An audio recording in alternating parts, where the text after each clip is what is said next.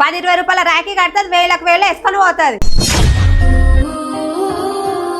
మా పిచ్చి బావకు అర్థం కాదు, చెల్లెకు అన్నం మీద ప్రేమ ఉన్నది అనుకుంటాడు. వదినా నేను పైసల కోసం రాలే వదినా, అన్న మీద ప్రేమతో వచ్చిన. నాకు ₹1 అవసరం లేదు, రాఖీ కట్టి వెళ్ళిపోతా. అట్లనే అంటావు, సాటుగా తీసుకుంటావేమో, నాకేం తెలుసు.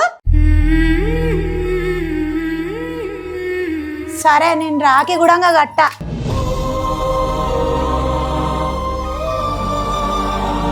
నువ్వు ఆగ్ర చెల్లె, ఈ భూమి మీద ఏ చెల్లె కూడా పైసా ఆశించి రాఖీ కట్టదు బుజ్జి.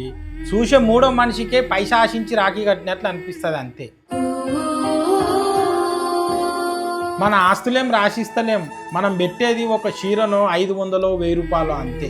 ఎంత పని ఉన్నా ఎంత దూరం ఉన్నా నా అన్నకు రాఖీ కట్టాలని పరిగెత్తుకుంటూ వచ్చే ఆ చెల్లె ప్రేమ ముందు మనం పెట్టేది చాలా చిన్నది బుజ్జి.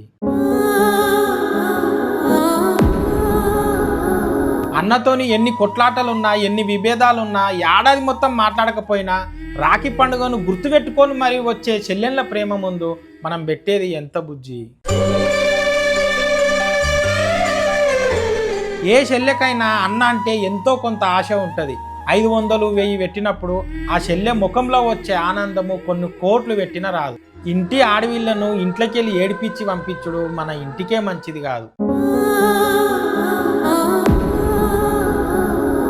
వదిన తెలుసో తెలియకో ఏదో ఒక మాట అంటే ఈ అన్నకు రాఖీ కట్టకుండా పోతావా అరశల్య?